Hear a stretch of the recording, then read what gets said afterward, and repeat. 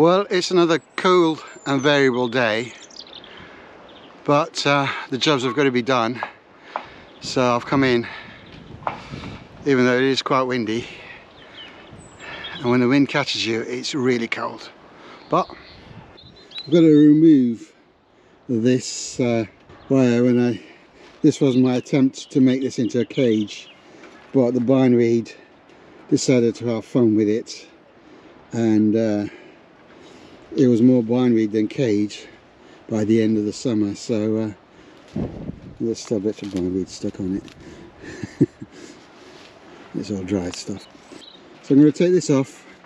I'm going to take these off, because all that happens is, as you can see from all the dry stuff, but it just gets covered in bindweed, and it's coming in from that side. There's nothing I can do about it.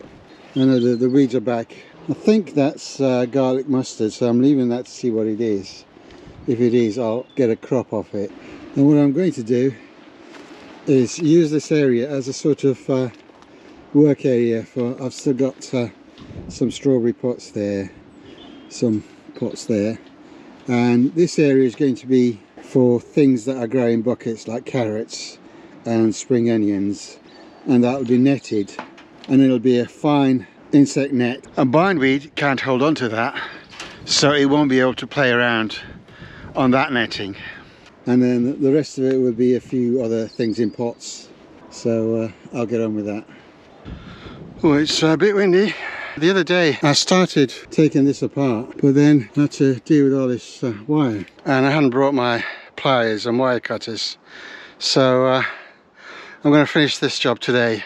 I've got the other carrot buckets ready here. I've filled them, and so there's a little layer of compost, and in that I mixed a little bit of fish blood and bone and a little bit of bone meal. The rest is coffee chaff, and then topped off with more compost. So they're not in rich compost, so they shouldn't fork. I mean, people use cocoa coir and leaf mould, but I didn't have either of those, but I did have a lot of coffee chaff, so we'll try it, see what happens. Right, that's done. I've taken the top off. I'll deal with these later. Now, these wooden supports that are for the raised bed are, as you can see, on their last legs. They're just rotting away. Everything is slanted and cockeyed. So I've got this long piece here, and it's going to go along here, right the way along. But I haven't got time this year, and this will keep, it's been there for a long time, so it'll keep for another year. So I'm going to put this piece at the back for now. This garlic mustard will get covered, but that's alright, it'll recover. These weeds are coming back early. I was hoping to leave this job till May, but I may need to get the cardboard out and mulch this area, because everything's early this year, and I've got to dig out these nasty bloody things that are going all over the place here. And I've still got edging for this fruit bed, and this raspberry bed has got to go. Well, no, the bed's got to go, the raspberries have got to go, because they're up here and they're in there. I planted them there, and look where they are. Way over there, you know. They just won't sit still, so they just make a mess, and I get 3 raspberries and the birds get the rest of them, so I'm taking them out. Right, a quick status update as to what I've been up to today. I've put a load of pots and things here, and I've covered them because I don't want them to be sopping wet and heavy when I put them back in the greenhouse. And I've got the carrot buckets here all ready to go.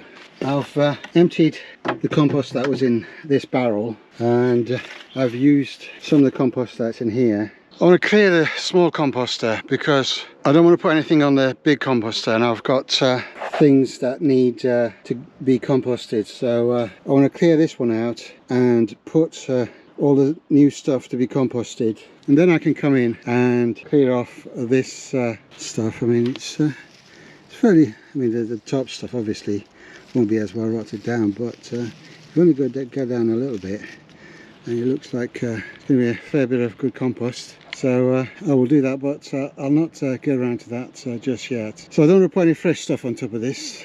So I'm going to sieve out the rest of what's in here and put it in this barrel. It is good stuff underneath. Obviously the top stuff is a bit rough, but that's to be expected. And I've got a lot of stuff to go in, and there'll be more coming, so that needs to be sorted. I brought in the Jerusalem artichoke tubs that were on the other plot, so that I've got all my containers on this plot, because it's a pain to go over there and water stuff in containers every other day when it's sunny and dry.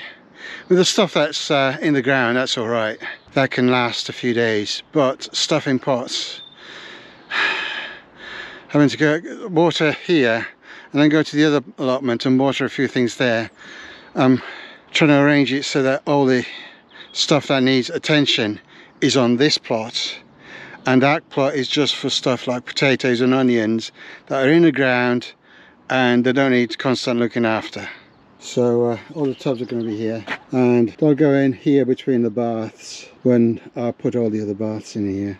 I've organised the greenhouse a little bit. I've got these trays ready sitting on top of the pots. Obviously I'm not going to plant in these pots yet, but I'll bring in things, put them on here, and I've got this plastic for the heat loving plants like tomatoes and peppers. Obviously I'm not going to bring them in just yet, but this is all ready to go for when they're ready. The radishes are ready. These are almost ready. These second sowing are just about coming up. The peas, nothing yet, but the weeds, as you can see, have put in a good appearance. But once the peas come up, I'll take that polycarbonate off it, and I will put some of this netting on top of it.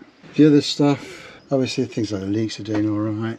Brought in a lettuce, and I put some a piece of perspex with some salt around it, and that's kept the slugs off so far.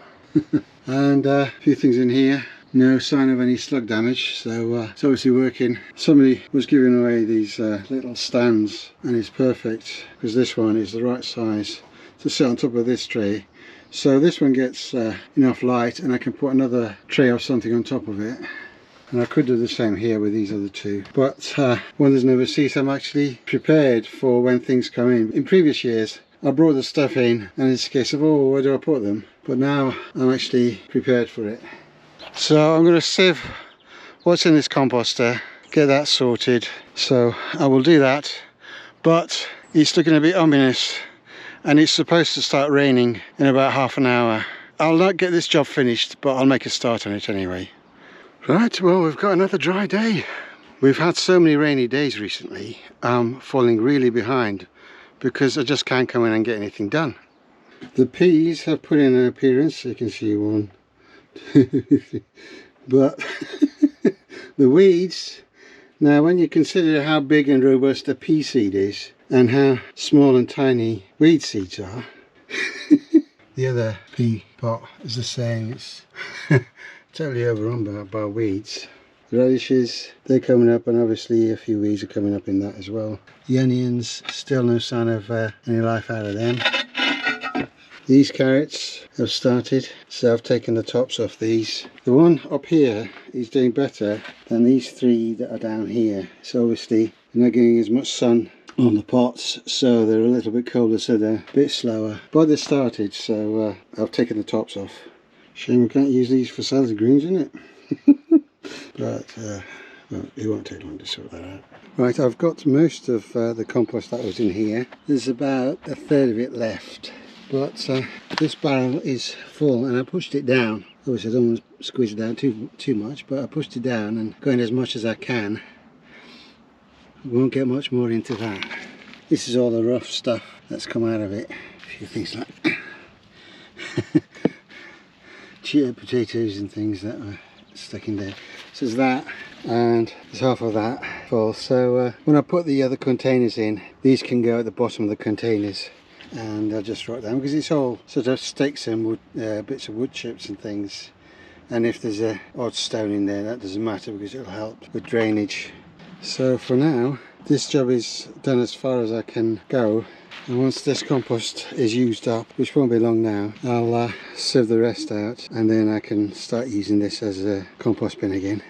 I just want to get something out of these shelves to tidy it up, and this robin flew out, and I wondered why. And when I looked,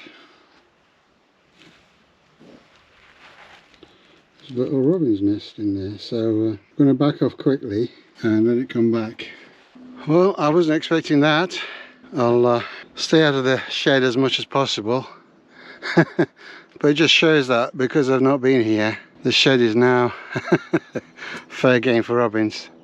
I don't mind, it's just they can obviously get in through here, so you know there's gaps like this which are quite big enough for a robin to get through.